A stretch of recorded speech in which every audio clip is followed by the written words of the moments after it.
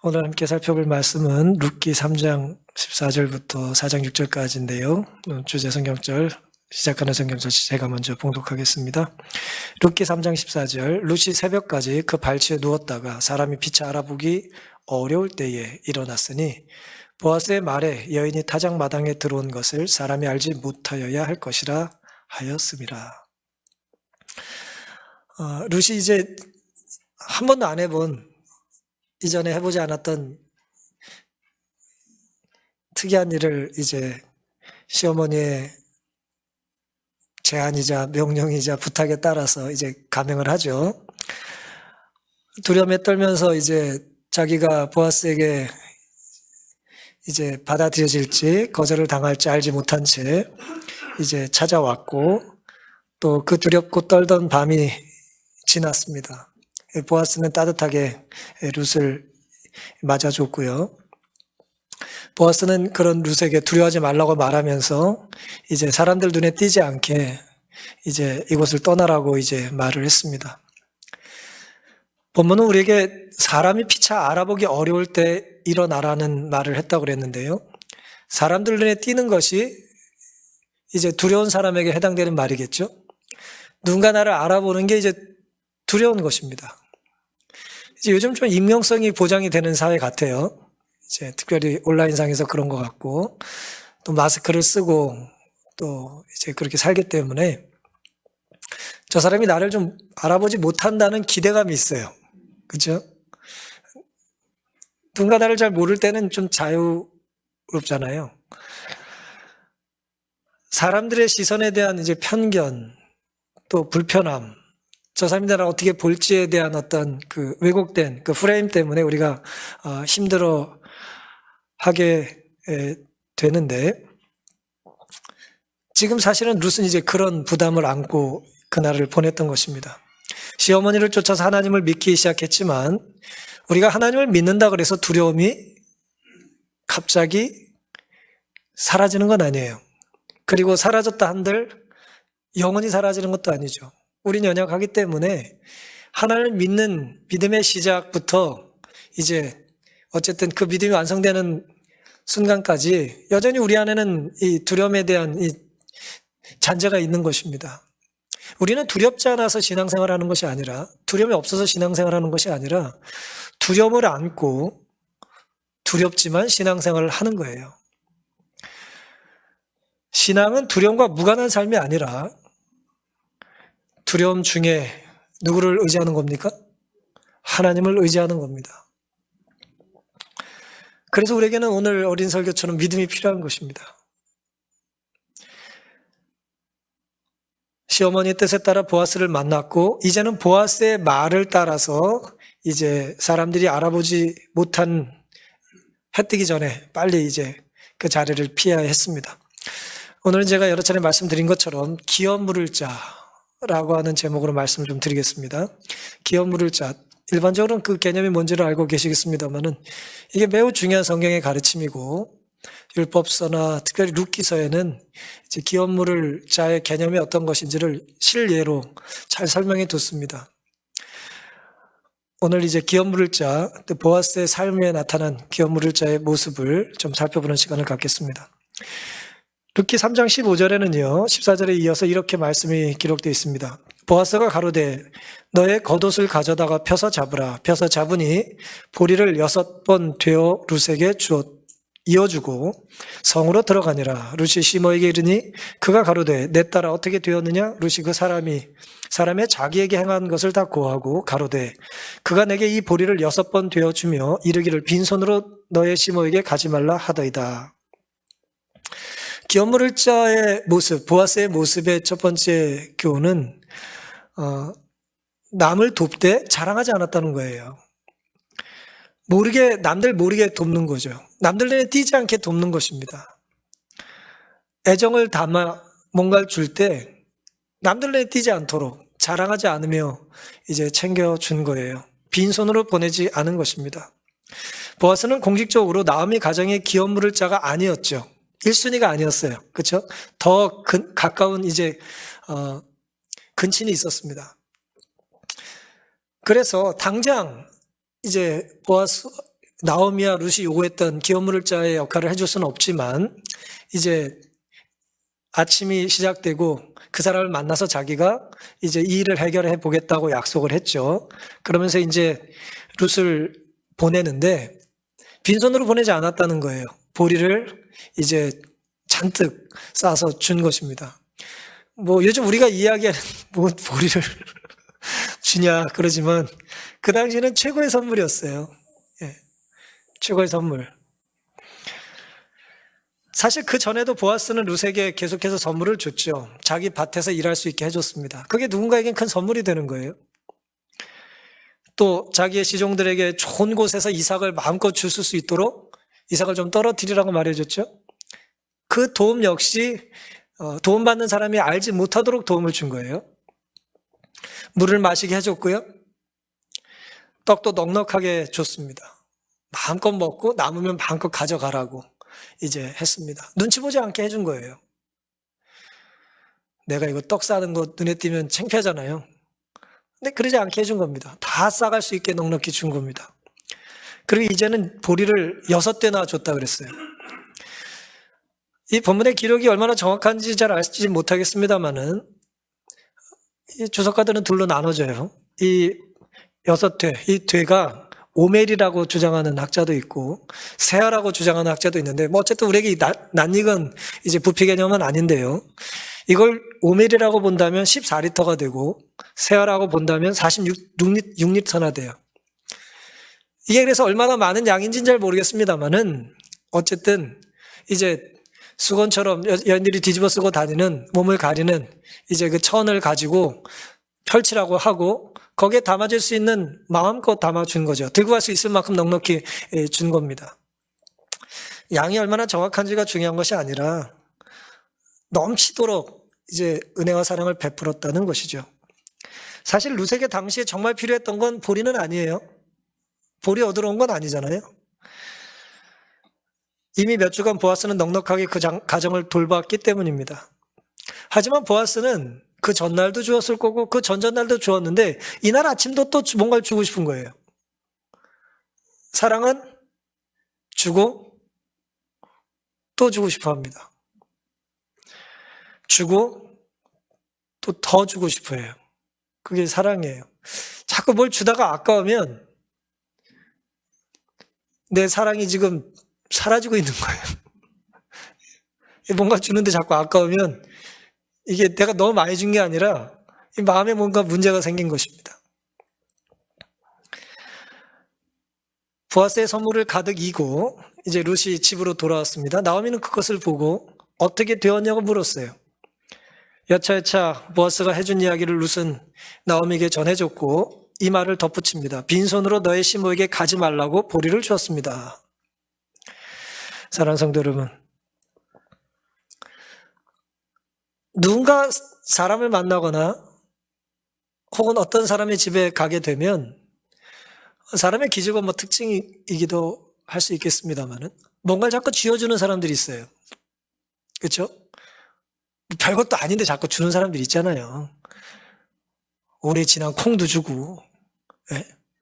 뭐 자꾸 뭐 서랍에서 뭐 뒤져서 뭐 주기도 하고, 뭘 자꾸 주는 분들이 있어요.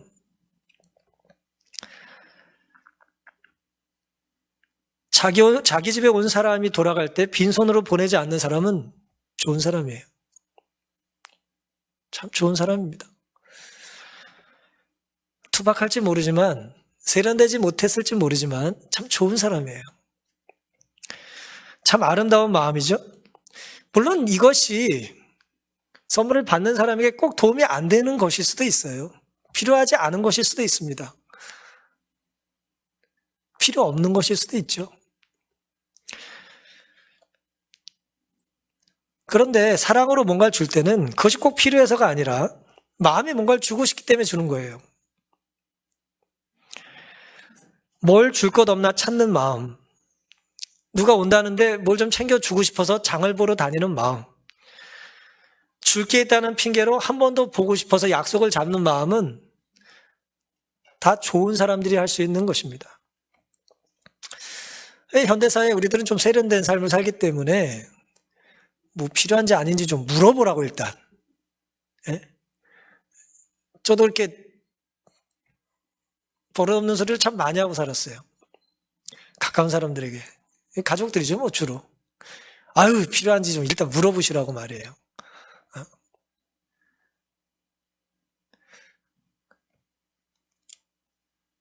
그런 말은 좋은 말이 아닙니다. 주고 싶은 그 사람의 사랑에 우리가 상처를 주는 것이죠. 우리가 지금까지 이렇게 좀 멀쩡하게, 건강하게, 정상인 것처럼 살 수 있는 데에는 이런 보아스 같은 사랑의 마음을 가진 사람들로부터 우리는 빈손으로 보내지 않겠다는 은혜를 입었기 때문이에요.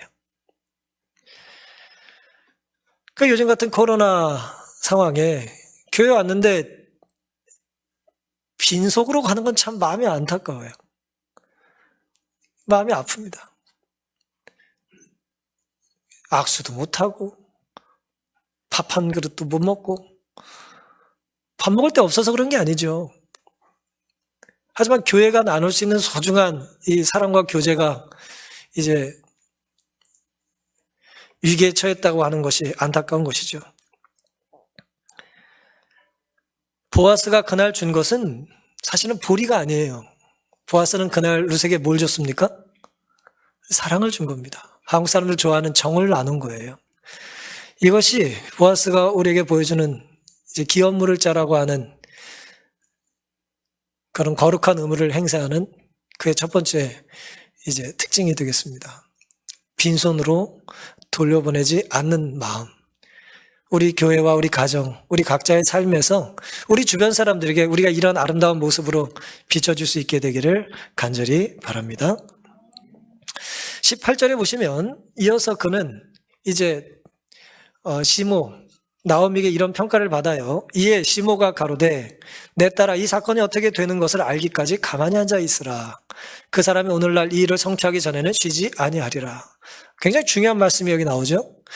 이제 나오미는 보아스가 어떻게 행동했는지를 다 들었어요. 그 말을 듣고 나오미가 내린 보아스에 대한 가장 중요한 평가입니다, 이게. 이제 더 이상 우리가 할 것은 없다는 거예요. 최선을 다해서 다 했기 때문에 이제 누가 할 일만 남았어요? 보아스가 할 일만 남았어요. 이 일을 성취하기 전에는 쉬지 아니하리라. 누가요? 누가? 보아스가. 보아스가 쉬지 않을 거예요. 이 일을 성취할 때까지 쉬지 않을 겁니다. 이 일을 성취할 때까지 쉬지 않는 모습이 이제 기업 물을 자의 두 번째 특징인데요. 이 사건이 어떻게 되는 것을 알기까지 가만히 앉아 있으라. 그 사람이 오늘날 이 일을 성취하기 전에는 쉬지 않을 것을 나는 믿는다는 것입니다. 나오미는 두 가지를 알았어요. 두 가지를 알았는데 첫 번째는 최선을 다했다면 이제 가만히 기다리는 것이 지금 상황의 최선이라는 걸 알았어요. 최선은 항상 행동하는 것만이 아니에요. 우리가 지난 시간에 행동하는 것에 대해서 우리가 공부 잠깐 했습니다만은 최선을 다해서 행동한 다음에 해야 될 최선은 뭡니까? 그 다음엔 기다리는 거예요. 하나님의 뜻을 기다리고 내가 넘긴 그 바톤을 가진 사람의 삶에 하나님께서 역사해 주시기를 기도하는 것입니다. 두 번째는 보아스는 기업 물을 자가 되기 위해 쉬지 않을 것이다 라고 하는 것을 알았어요. 이게 굉장히 중요한 개념입니다. 그 사람이 어떤 사람이라는 걸 아는 것은 중요해요. 알지 않고 대책 없이 믿으면 위험합니다. 우리는 어떤 면에서 믿음이 부족해서 망하는 게 아니라 잘못된 믿음 때문에 망해요. 오늘 우리가 가정 공부 중에 우상숭배에 대한 이야기 잠깐 공부했죠? 우상숭배를 하는 사람들은 믿음이 부족해서 잘못되는 게 아니에요. 믿음의 대상이 잘못됐기 때문에 망하는 거예요. 얼마나 많은 우상숭배자들이 절실하게, 신실하게, 정말 치열하게 신앙생활을 합니까? 요즘은 좀 덜합니다만은 제가 20대 열심히 좀 산을 다닐 때 산에 가보면요. 산에서 이렇게 열심히 이렇게 촛불 켜놓고 제사 드리던 그 산당들이 많이 있었어요. 그 새벽에, 그 밤에, 그 높은 곳에서 뭐예요? 비는 거예요. 산신령에게 빌고 뭐 삼신 할머니한테 빌어요. 뭐 해달라고요? 복을 비는 거예요. 근데 복을 누가 주시는 거예요? 복은 하나님이 주시는 거예요. 하나님만 줄 수 있는 거예요.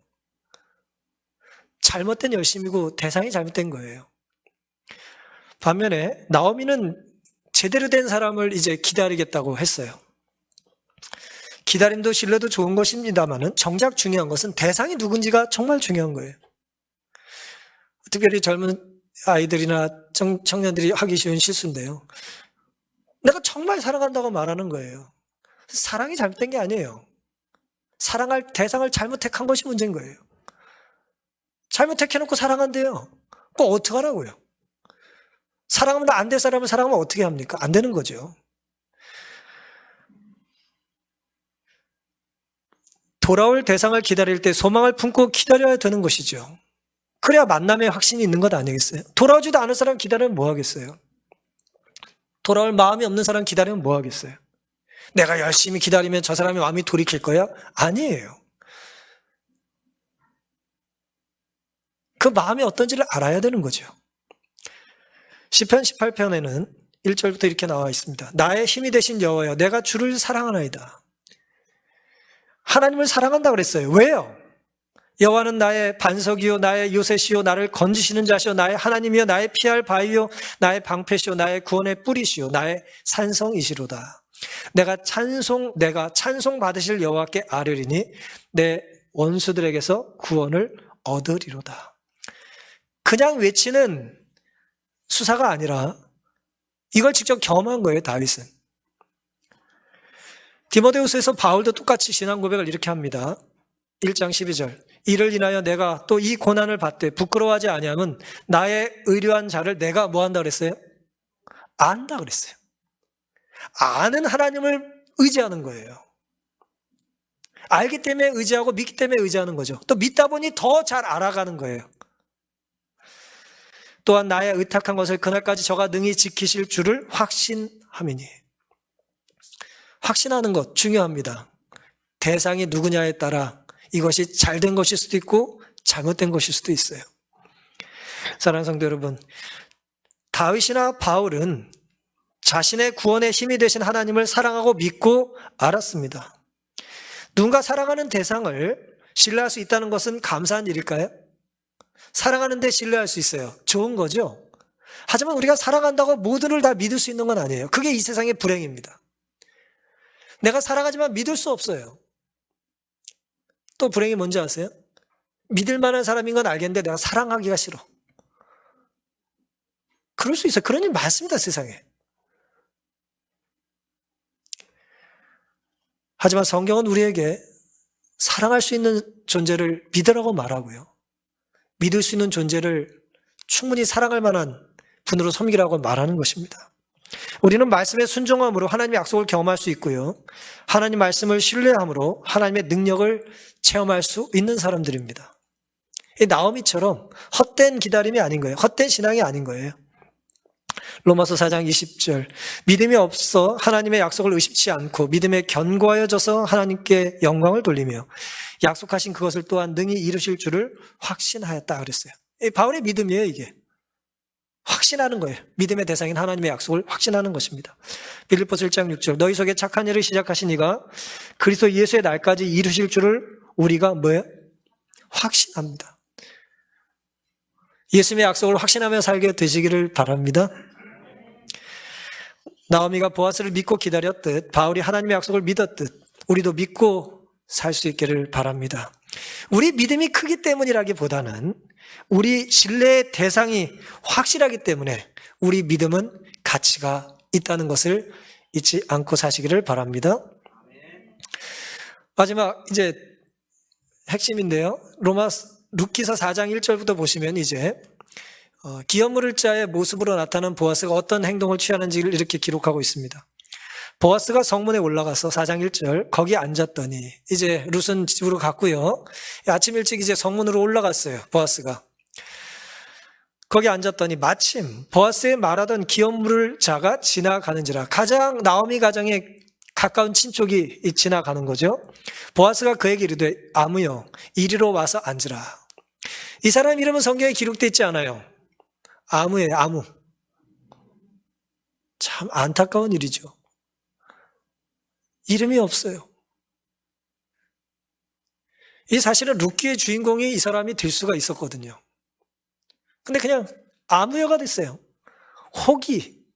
저 어렸을 때 참 무지해가지고 성경을 읽으면서 혹이 누군가 한참 고민했던 적이 있어요. 혹이 도대체 누구냐? 혹이 도대체 누군지. 예?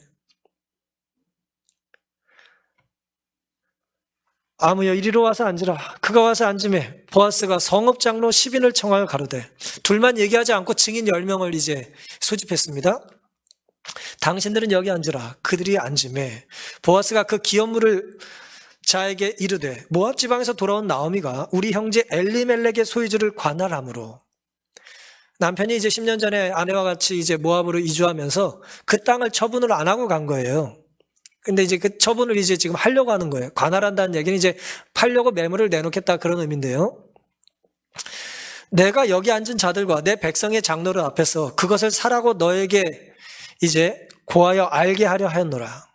이제 중개업을 하는 거예요. 나오미가 그 물건을 지금 내놓은 거예요. 남편 몫의 땅을. 아들 이름을 대지 않은 것은 아들들 데리고 모압 땅으로 이주할 때는 아들에게 그것을 물려줄 이유가 없었기 때문이에요. 남편도 죽고 아들도 다 죽은 상황에서 지금 이 재산이 당연히 누가 1순위예요?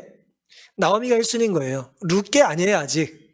이제 남편들이 물려받지 않았기 때문에 나오미가 이제 그 물건을 이제 내놓겠다는 거예요. 네가 첫 번째로 살 이제 선매권이 있으니까 이제 그걸 사겠냐라고 이제 하는 겁니다. 내가 물으려면 물으려니와, 산다는 표현을 했는데 물은다는 또 다른 단어로 표현을 하고 있죠. 물으려면 물으려니와 내가 물으지 아니하려거든. 이제 문맥상 뭐예요? 네가 사지 않으면 내게 고하여 알게 하라. 너의 다음은 나요. 그 외에는 물을 자가 없느니라. 가까운 친척이 둘밖에 없어요. 그러니까 네가 안 사면 내가 사겠다라는 얘기를 해주는 거예요. 그가 가로되 내가 물으리라. 4절 맨 뒤에 나오죠. 그 기업물을 걸 리가 있는 이 가장 가까운 친족이 뭐라 그래요? 근친이? 자기가 물으겠다는, 자기가 사겠다는 거예요.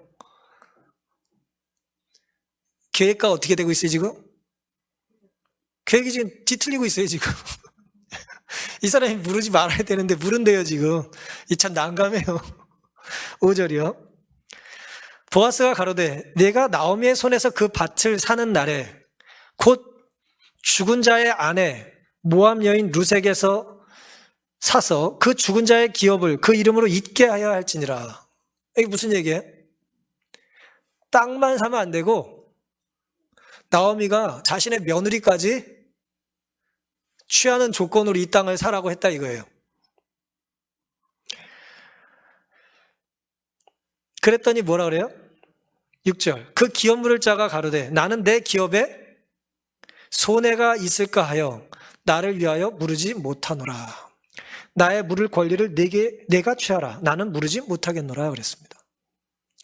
이제 문제 이해되시죠? 땅만 사는 줄 알고 좋다고 살려고 그랬더니 뭐라 그래요? 땅을 내놓는 나오미가 우리 며느리 외롭고 힘든데 이제 이 며느리를 취해서 가정을 좀 꾸릴 수 있게 도와주면 좋겠다고 그 제안을 같이 했다는 거예요. 기업물을 자 보아스가 우리에게 보여주는 세 번째 교훈은 뭐냐면 손해를 감수하는 것을 이제 특권으로 여겼다는 거예요. 우리가 누군가를 사랑하기 때문에 어쨌든 물질적인 손해를 볼 일이 있나요? 물질은 줄 수 없어요? 네? 물질 빼고 얘기해 뭐 그래요? 우리가 뭔가 줄 일이 있잖아요. 그렇죠?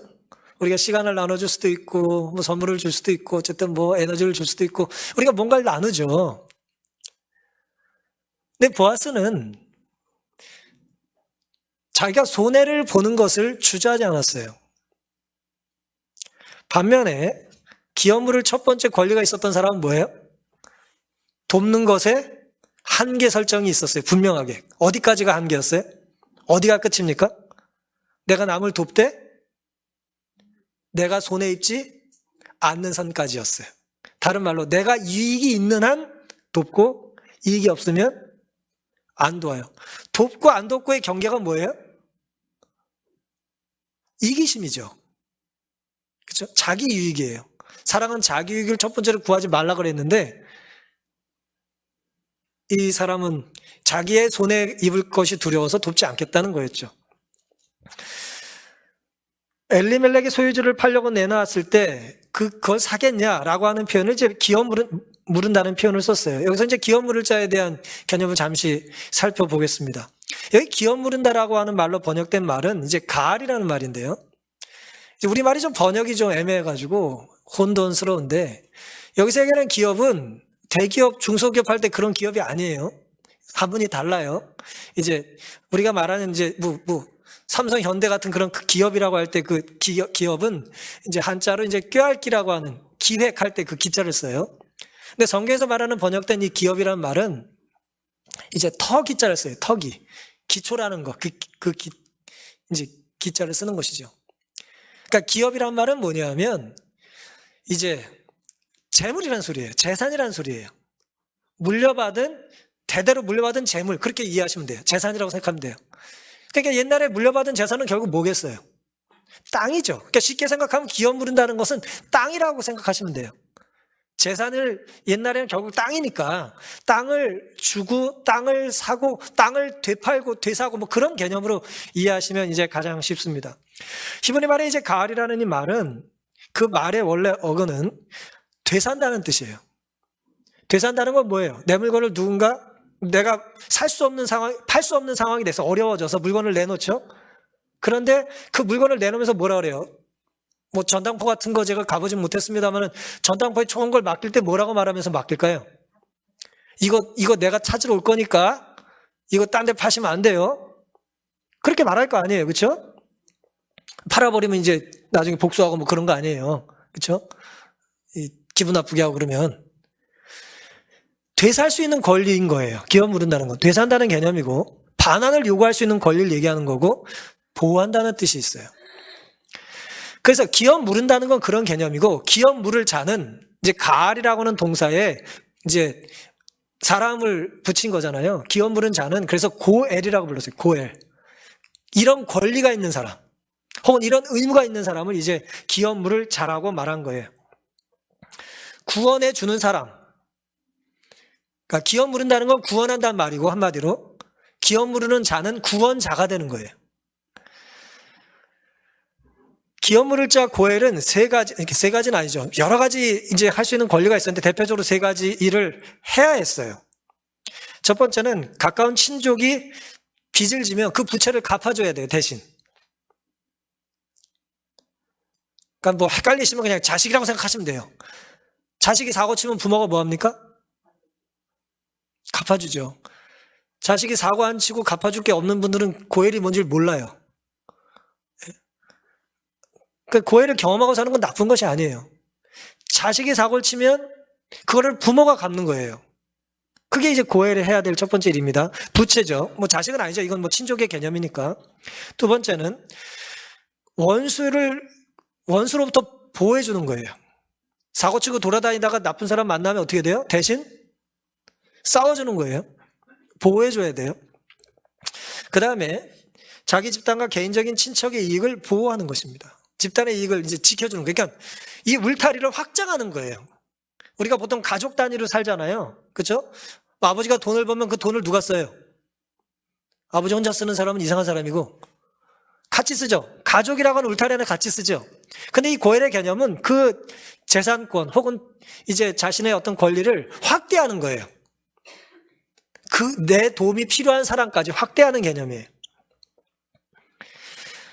그래서 이런 어떤 기업 물을 자라고 하는 개념은 성경 이제 창세기 17장에 보면 하나님께서 가나안 땅에 들어갈 이제 아브라함에 대해서 영원한 기업이 되게 해주겠다 그랬어요. 나의 영원하신 기업은 뭐 무슨 대기업을 만든다는 기업이 아니고요. 나의 영원한 땅을 하나님께서 나에게 주실 거라는 거예요. 내가 살아갈 유산을, 영적인 유산들을 주겠다는 걸로 이제 이해하는 거고요. 레위인들은 가나안 땅에 들어갔을 때 땅을 기업으로 받았어요, 못 받았어요? 땅을 기업으로 하나님께서 주시질 않았죠. 그렇죠? 왜냐하면 다른 이제 지파 사람들이 갖고 레위는 이제 땅을 주지 않았어요. 대신 성읍과 성읍 이제 들판에서 이렇게 흩어져 살아야 했습니다. 그러니까 두 가지를 기억하시면 되겠어요. 결국 이제 빚을 진다는 개념은 내 땅을 뺏긴다는 개념. 여기 지금 뺏기는 건 아니죠. 지금 나오미가 그 땅을 뭐 하는 거예요? 파는 거예요. 땅을 보통 팔면 안 되잖아요. 땅을 언제 팔겠어요, 보통? 내가 어려울 때 파는 거죠. 그렇죠? 그래서 뭐 경주 그 최씨부자 집안 내력 읽어보면 뭐라 그러나요? 헐값에 땅을 파는 사람들 걸 사지 말라고 그래요. 아주 그냥 흉년이 돼가지고 가난한 사람들이 그 땅을 헐값에 내놔야 될 상황에 그 땅을 사지 말라 그랬어요. 헐값에 사는 일을 하는 건 이게 최씨가 할 일이 아니다 그랬단 말이에요. 그러니까 이 값을 그러니까 뭐예요? 고엘이라고 하는 사람은 내 필요에 의해서 급하게 땅을 처분하더라도 나중에 그것을 대신 사주라는 거예요. 되사주라는 거예요. 그러니까 두 가지죠. 하나는 땅을 사주는 거고 하나는 뭐예요? 또 옛날에는 자기 몸을 팔았어요. 가져갈 거 아무것도 없는 사람은 뭐예요? 저를 머슴으로 사용해 주십시오. 야곱처럼 7년 동안 머슴살이 하는 거예요. 그럼 이제 팔려가서 일을 시커나 하고 돈도 못 받잖아요. 몸으로 때우니까. 그 사람을 뭐 해주라는 거예요? 돈 주고 그 사람 노동력을 대신 사오라 이거예요. 남의 집에 가서 이렇게 머슴살이 하지 못하게. 그게 이제 고엘이 해야 될 일이었던 것입니다. 이것이 레위기 25장에 자세히 나와요. 신명기 15장에도 나오고요. 레위기 25장에 자세히 나옵니다. 신년의 개념과도 사실 연관이 좀 있고요. 레위기 25장 25절에 만일 너희 형제가 가난하여 그 기업 얼마를 팔았으면, 형제가 가난하여 너의 땅의 일부를 팔았으면 그 근족이 와서, 보아스 같은 사람이 와서 동족에 판 것을 뭐예요? 다시 사줘라 하는 거예요. 사면 누구게 돼요? 팔아먹은 사람한테 다시 사주라는 거예요. 주라는 거예요. 이런 친족 많이 있으면 골치 좀 아플까요? 안 아플까요? 엄청 골치 아프죠. 자꾸 사고치고 좀 기업 좀 물어줘, 기업 좀 물어줘 자꾸 그러면 얼마나 힘들겠어요. 어쨌든 지금 그런 상황입니다. 사실 이 기업 물을자의 개념은 하나님께서 가나안에 도착한 12지파에 이제 레위인을 제외하고 12지파에게 땅을 분배해 주셨잖아요. 그리고 그 땅들이 어떻게 되길 원하셨어요? 그대로 유지되길 원하셨어요. 그래서 지파 안에 있는 사람들끼리 결혼을 하게 하셨어요. 왜요? 결혼하게 되면 이것이 막 섞이게 되면 그 땅이 막 이제 옮겨질 가능성이 있기 때문에 그 지파 사람들끼리 결혼해서 그 땅이 그대로 그곳에 유지가 되길 원하신 거예요. 이방 사람들이 이 땅에 들어와서 부자가 되더라도 이 땅을 넘기지 않도록 이제 그런 어떤 이제 하나님의 뜻이 있었던 것입니다. 근데 놀랍게도 이 고엘은 악용될 소지가 있었어요. 이것이 이제 고엘의 아이러니입니다. 어떻게 악용될 수 있었을까요? 어려워서 제가 땅을 이제 내놨는데 누군가 그 땅을 사요. 고엘의 자격 있는 사람이 그 땅을 사요. 고엘이. 그럼 그 땅 사면 결국 누구한테 줘야 돼요? 저한테 줘야 될 거 아니에요. 그게 고엘이니까. 그런데 지금 아까 보아스가 불렀던 첫 번째 고엘 물을 자격이 있는 사람은, 기업 물을 자격이 있는 사람은 이 땅을 왜 산다고 그랬을까요? 이게 보통 신년이 되면 어차피 내가 고엘이 되든 안 되든 돌려줘야 되는데 이 땅이 영원히 내 것이 될 수 있는 가능성이 있어요. 언제? 어떤 경우에? 이 땅을 내놓는 사람들 집안에 대가 끊겼을 때. 지금 나오미 집안에, 루세 집안에 대가 끊겼잖아요. 그러니 죄송합니다만 여자는 이제 기업물을 저게 아니니까 대가 끊겼으니까 뭐예요? 내가 이 땅을 지금 고엘이라는 이름으로 사면 이 집안의 대가 끊기니까 결국 이 땅이 영구히 내게 되는 거예요.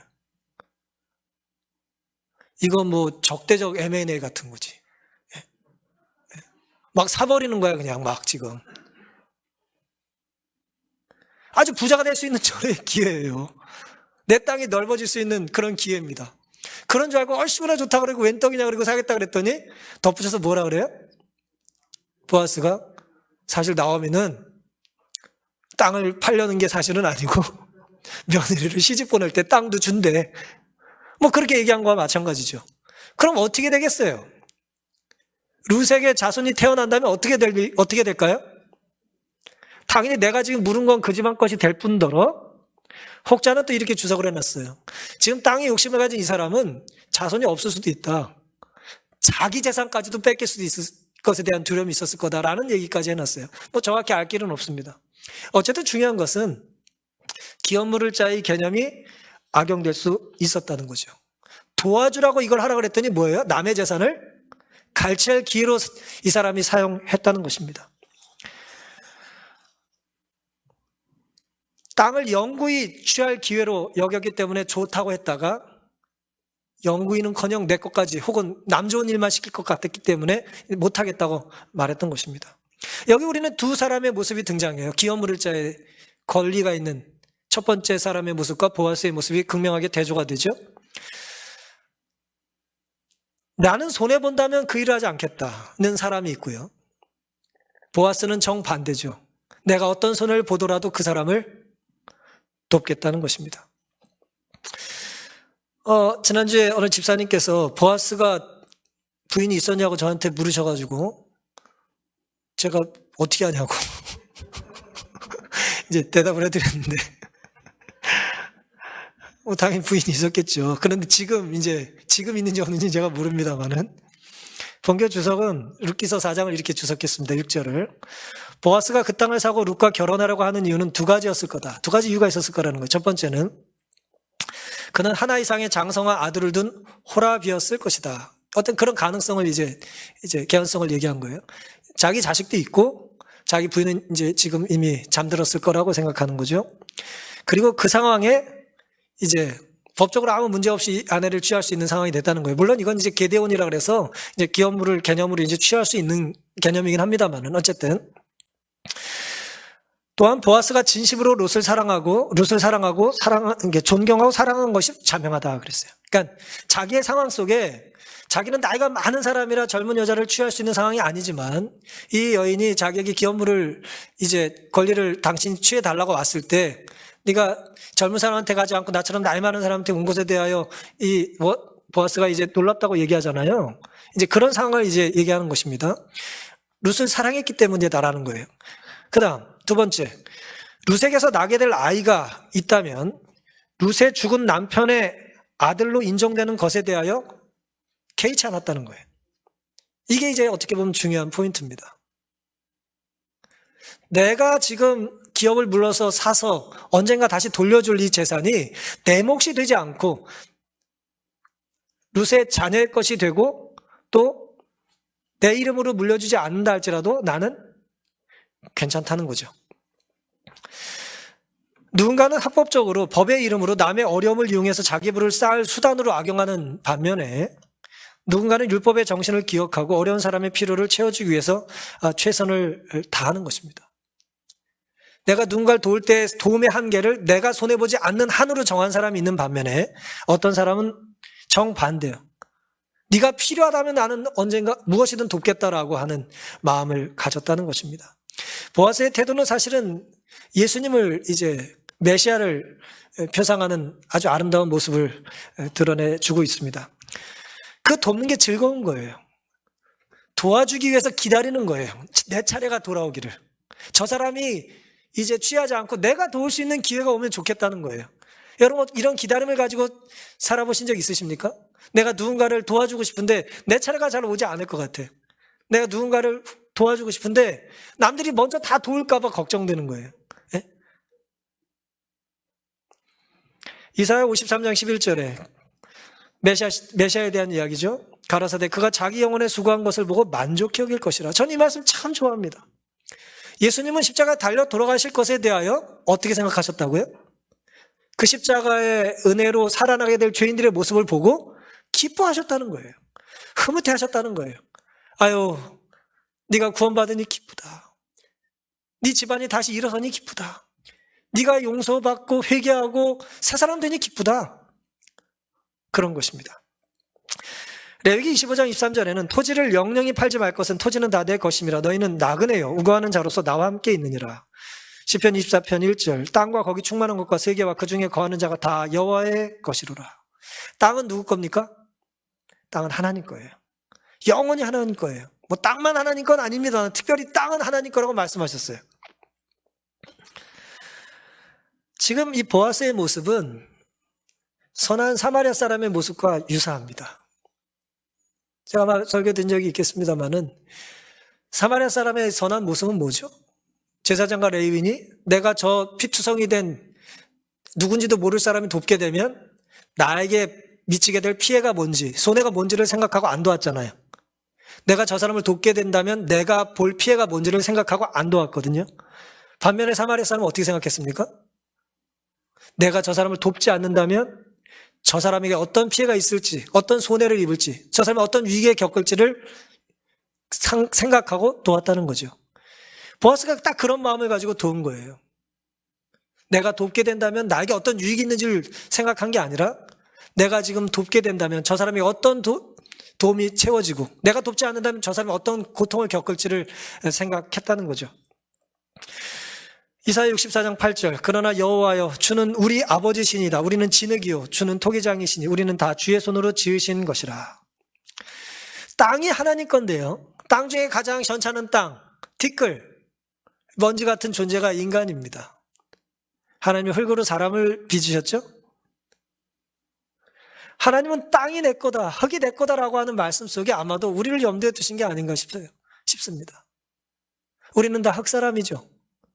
우리 안에 하나님이 계시지 않는다면 우리는 다 진토고 아무것도 아닌 존재들이에요.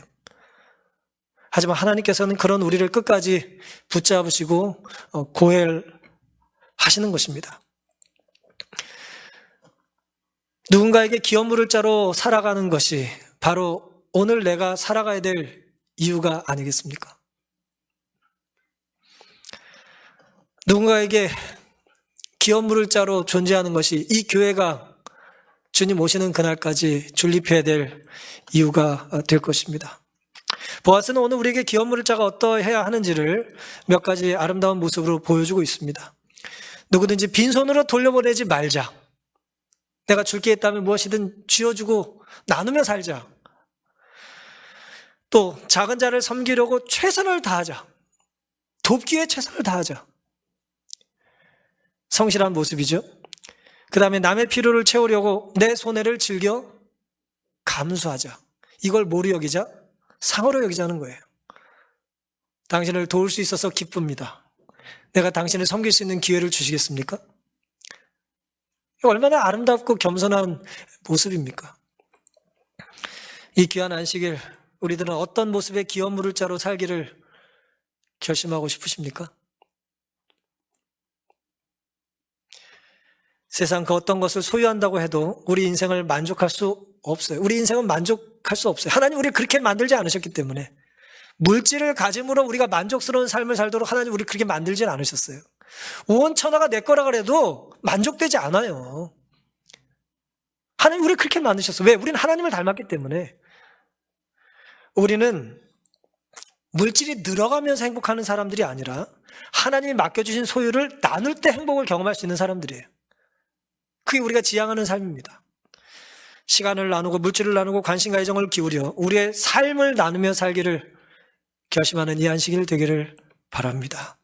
힘든 때일수록 신앙의 가치가 약해지는 것이 아니라 더 강해질 수 있는 우리 교회, 좋은 교회 만들어가기로 결심하는 우리 되기를 바라면서 오늘 말씀을 마치겠습니다.